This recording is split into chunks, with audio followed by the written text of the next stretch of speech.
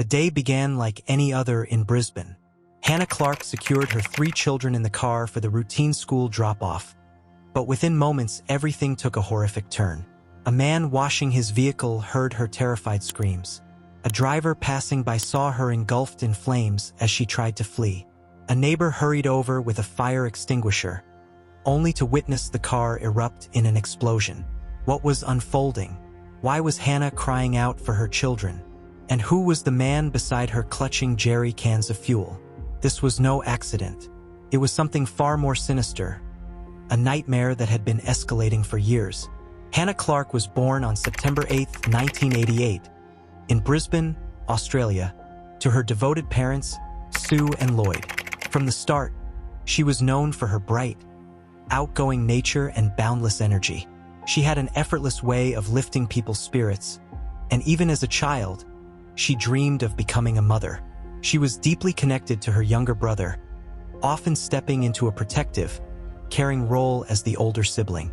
Gifted in athletics, Hannah became a standout in trampoline gymnastics, representing her state by the age of 16. Her strong leadership became evident in her final year of school, when she was selected as school captain, a role reserved for students admired and respected by their peers. After finishing school, she followed her passion for helping young people, teaching children's gymnastics at the Police Citizens Youth Club. She met Rowan Baxter while working there when she was 20 and he was 31, a meeting that would ultimately alter the course of her life. Rowan, born on May 9, 1977, in New Zealand, had grown up amid turmoil and uncertainty. His father's imprisonment during his early years left a lasting mark on his childhood. Family members remembered Rowan as a volatile child with a disturbing streak of cruelty. One cousin even admitted to being afraid of him, linking his behavior to a deeply ingrained family history of misogyny. Despite his troubled beginnings, Rowan pursued athletics, playing rugby for Tauranga Boys College before earning a contract with the New Zealand Warriors Rugby League team in 2005.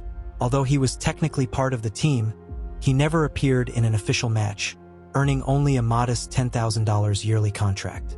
Even so, he often introduced himself as a former professional rugby player, using the title to elevate his reputation in both personal and work environments. Those who knew Rowan described him as extremely competitive, controlling, and quick to anger. He had an overpowering need to assert dominance over others and could not tolerate rejection.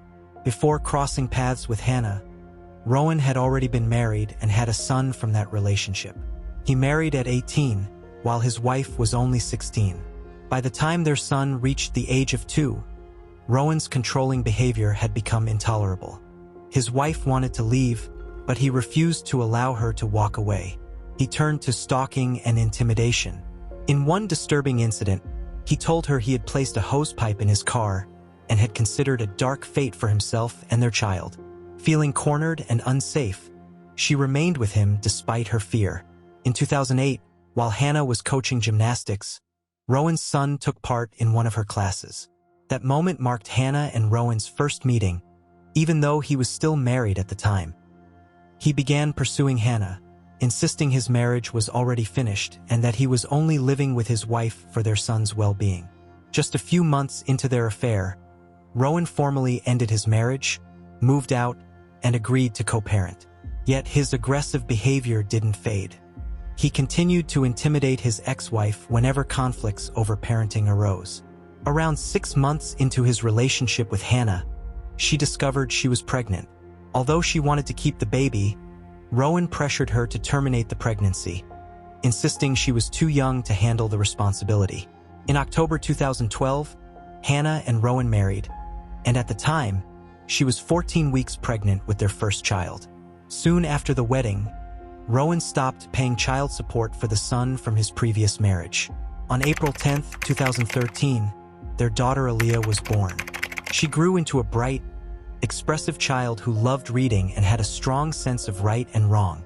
Even at a young age, she noticed how her father treated her mother and wasn't afraid to challenge him. In January 2015, with their shared passion for fitness, the couple opened a gym they named Integrate Gym. Though Hannah's parents and another investor helped fund the gym, the business ultimately struggled to stay afloat. During this period, Their second daughter, Liana, was born on March 19, 2015. She had a gentle, calming presence and often played the role of mediator in the household. Strongly resembling Hannah, she would try to soothe her father whenever he lashed out in anger. Their third and youngest child, Trey, arrived on December 4, 2016. Trey, deeply attached to his mother, loved to run and play but was most content when close to her. As the years went on, Rowan's behavior grew even more controlling and hostile. His possessiveness over Hannah only intensified. He further curtailed her independence by insisting they share a joint Facebook account, refusing to let her have one of her own. Gradually, he cut her off from her previously close family, severely limiting her contact with them. His need for control extended to the children as well. If they didn't tidy up quickly enough, he would throw their toys away.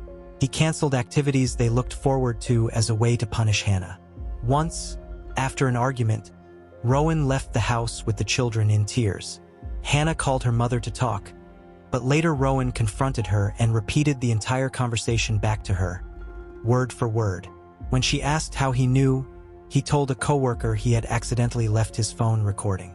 The coworker expressed concern, pointing out that secretly recording Hannah was wrong, but Rowan brushed it off. He also exerted control over their intimate life, demanding daily compliance, and if she refused, he would provoke arguments that made her life unbearable. In one especially frightening incident, he smashed her watch in a violent outburst before storming out of the house. Terrified that he might harm himself, Hannah called her mother in a panic. Fearing the worst, her parents drove around Brisbane searching for him. When Rowan eventually returned, he claimed he had gone to a church parking lot and had come close to ending his own life. By November 2019, Hannah had reached her limit. Desperate to get away, she reached out to a family violence resource center, sharing her fears and her uncertainty about how to leave safely, convinced that Rowan was watching her every move. With their help, she formed an escape plan. In December 2019, she put it into action. Taking only what she absolutely needed, Hannah picked up Aaliyah from school and went directly to her best friend's home. She left her phone in the car, believing Rowan was tracking her movements. The following day, she moved into her parents' home. On December 4th, Rowan contacted Relationships Australia, an organization that supports families in crisis. They offered him a counseling session for December 10th, but he never confirmed or showed up. 10 days later, on December 14th, he went to his doctor and revealed that Hannah had left him and taken the children. He admitted he struggled with control and broke down crying as he expressed regret for his behavior.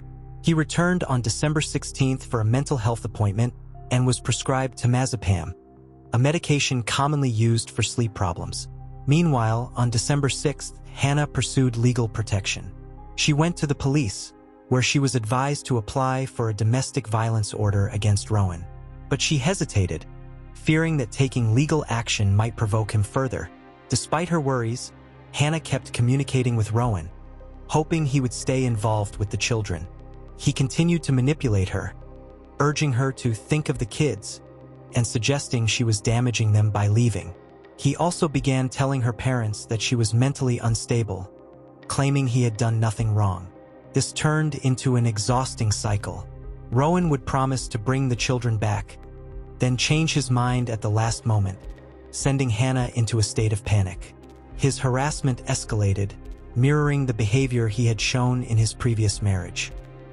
He began appearing without warning, letting himself into her parents' home and stalking her. On December 26, 2019, he was supposed to return the children after having them for the day. When Hannah arrived to collect the children, he hurled Liana into the front seat of his car and sped away. A concerned bystander who witnessed the scene flagged down a nearby police car. Officers spoke with Hannah, but without formal custody orders, they had no legal authority to intervene. They tried contacting Rowan and even went to his home, but he was nowhere to be found. Later that night, he FaceTimed Hannah and issued a demand, claiming he would not return Liana unless she ended a supposed affair. Exhausted and overwhelmed, Hannah reached out to her lawyer, who prepared a formal letter insisting on Liana's return. As police grew more alarmed by Rowan's behavior, they decided to proceed with a domestic violence order on Hannah's behalf, even if she wasn't yet ready to file one herself. Officers eventually found Rowan at his home just as he was putting Liana into his car. They informed him about the court order, which barred him from coming within 300 feet of Hannah or the children until a hearing could decide permanent custody. Police then took Liana into their care and brought her back to Hannah. Rowan was forbidden from contacting any of them until January 4, 2020, when they were all scheduled to appear in court. During a welfare check, officers noticed that Liana seemed frightened. Since the abduction, she had developed intense separation anxiety and refused to let her mother out of her sight. Authorities advised Hannah to take the children to child-aware psychology for support, though they never ended up going as part of the police process. Hannah submitted a detailed statement outlining the abuse she had suffered. She explained that Rowan pressured her into having sex with him every night while verbally degrading her. He would insult her, calling her disgusting and comparing being intimate with her to, in his words, having sex with a bucket. Hannah also revealed that she had long feared for her life and her children's safety. Rowan had described, in disturbing detail, a plan to kill his ex-wife, their son, and himself. This left Hannah terrified that he might attempt something similar with her and the children. More evidence of Rowan's troubling behavior appeared on social media. In several videos he posted, he played dangerously rough with the kids, at times crossing into outright violence. In one especially disturbing clip, he forced them into an ice bath while little Trey cried uncontrollably. Despite all of this, Rowan continued twisting the story to suit himself, even as Hannah submitted her statement. He contacted the police, insisting that he was the one who felt threatened by her. On December 29, 2019, Rowan attended his first counseling session as part of what he portrayed as mental health treatment. According to session notes, he admitted to issues with jealousy and acknowledged that Hannah had left because of his controlling behavior. Yet no thorough family violence risk assessment was done. The session focused mostly on simple coping strategies like breathing exercises, failing to address the seriousness of his actions. His mental health evaluation suggested moderate depression and anxiety, and he denied having any intention of harming himself or anyone else. On December 31st, he returned for another session, where he mentioned that a protection order had been placed against him. He claimed Hannah had invented everything and said he was heartbroken over being kept from his children. Notes from the session show that he and the counselor talked about the emotional toll of being separated from his kids. Yet once again, no formal risk assessment was carried out. Rowan continued with counseling, returning on January 6th. That day, he complained that their gym had closed and blamed Hannah for discussing their private matters, which he believed had damaged his reputation. He said he wanted joint custody of the children despite the growing concerns. Still, no risk assessment was performed, and the session focused only on helping him cope by trying new activities. On January 8th, their case went before the court. Rowan contested the domestic violence order, but the decision ultimately went in Hannah's favor. The court ruled that he was forbidden from committing any form of family violence, exposing the children to harm, approaching within 300 feet of Hannah's home, or contacting her for any reason unrelated to the children. Ignoring the setback, Rowan sought legal guidance from a men's legal service on January 17th. He claimed he feared Hannah and believed she intended to take the children and vanish, cutting him out of their lives entirely. Meanwhile, his behavior grew even more disturbing. He began showing up at the same cafes and stores as Hannah, encounters that happened far too often to be coincidence. She grew increasingly convinced he had placed a tracking device on her car. Rowan's monitoring of her intensified after he attended another counseling session on January 21st, during which he insisted he was being unfairly portrayed as mentally unstable to limit his access to the children. Determined to overturn the domestic violence order, his lawyer submitted a letter to the court arguing that Hannah had only sought it to regain custody of Liana. On January 23rd, the court issued its final custody ruling, granting Hannah full custody while giving Rowan alternating weekends with the children. Every other week, they were to stay with him from Thursday to Friday, with shared holidays and scheduled FaceTime calls. All exchanges were required to take place at Hannah's parents' home. Despite the formal arrangements, The children were clearly distressed by the situation. They often expressed hesitation about seeing their father, especially Aaliyah. During one overnight stay, Aaliyah called Hannah crying, saying they were driving somewhere but she didn't know where they were being taken. On January 31st, Rowan returned Trey later than the agreed-upon time. When Hannah unbuckled her son from the car, she noticed explicit photos of herself left deliberately in view. Shaken, she grabbed the photos and turned to head inside, but Rowan abruptly stepped out of the car and twisted her wrist behind her back. Alarmed, Hannah's mother immediately called the police. Rowan denied everything and tried to file a domestic violence order against Hannah in retaliation. A doctor later confirmed that Hannah had a sprained wrist and fitted her with a splint. She reported both the assault and the breach of the domestic violence order to police, but when officers attempted to question Rowan, he refused to speak without a lawyer. Meanwhile, Rowan's life was falling apart. He lost his job as a personal trainer, and Hannah's lawyers notified his legal team that because of the latest incident, she would no longer be following the parenting agreement, meaning Rowan would no longer have access to the children. Enraged, he became consumed by anger. He saw himself as the injured party, and his refusal to acknowledge his own actions only deepened his resentment toward Hannah. Despite violating the domestic violence order, police did not detain him immediately, instead issuing a notice to appear in court. He was also charged with common assault for causing Hannah's wrist injury. On February 17th, Rowan went to a hardware store and bought zip ties, a jerry can, and denatured alcohol. The following day, he filled the jerry can with 5 liters of gasoline. While making these purchases, he also picked up 3 Kinder Surprise eggs and some lollipops. At 3:28 p.m. on February 18th, he contacted Youth and Family Services to ask about a men's support program. 30 minutes later, he called a men's helpline with the same inquiry.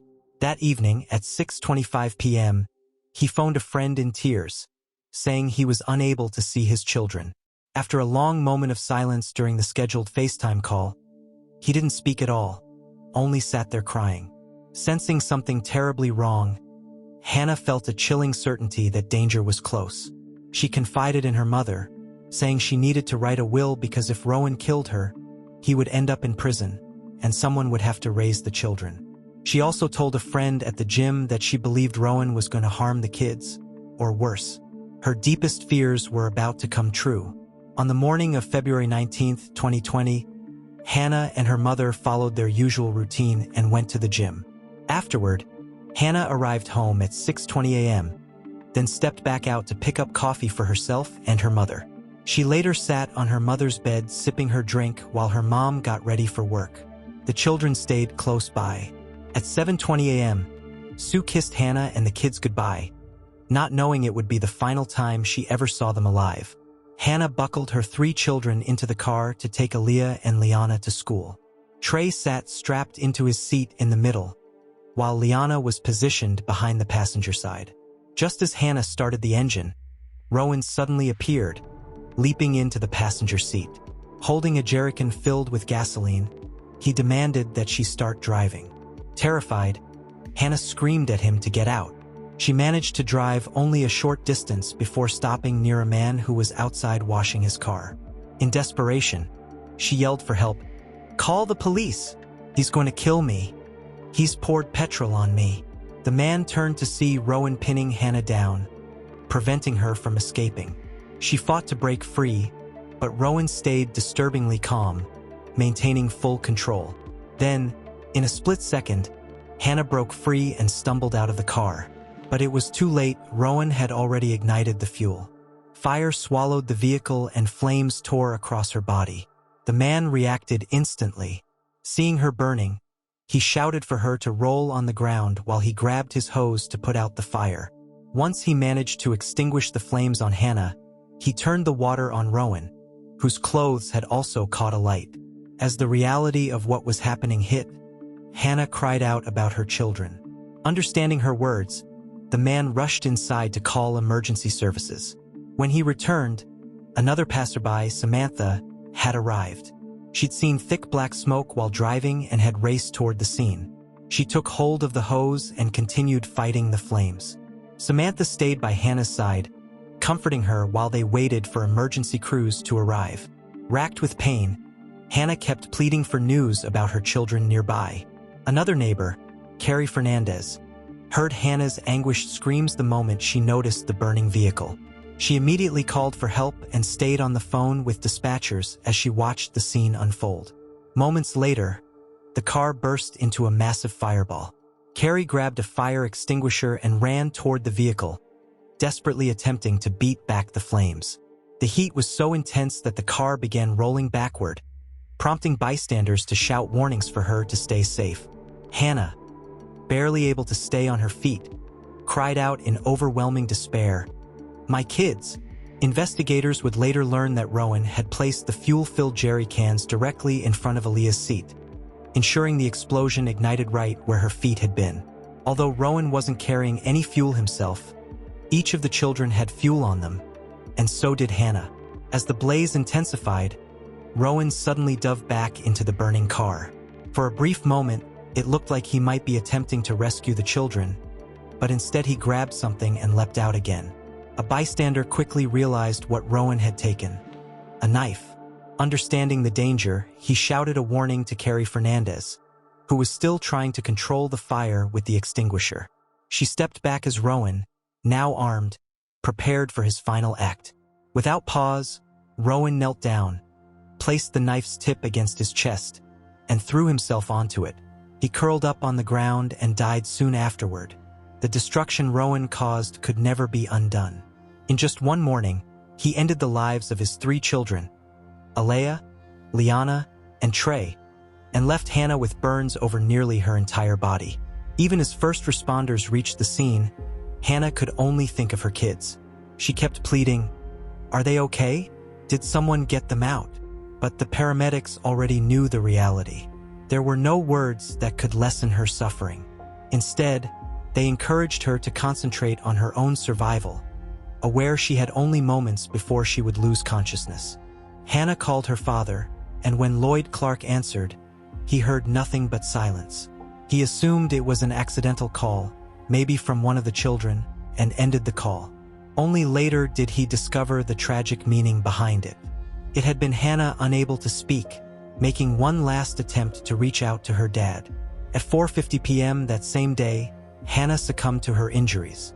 She was the last in her family to die. After Rowan's death, authorities found a chilling note on his phone. It read, "I'm finishing your game. I don't want to play anymore.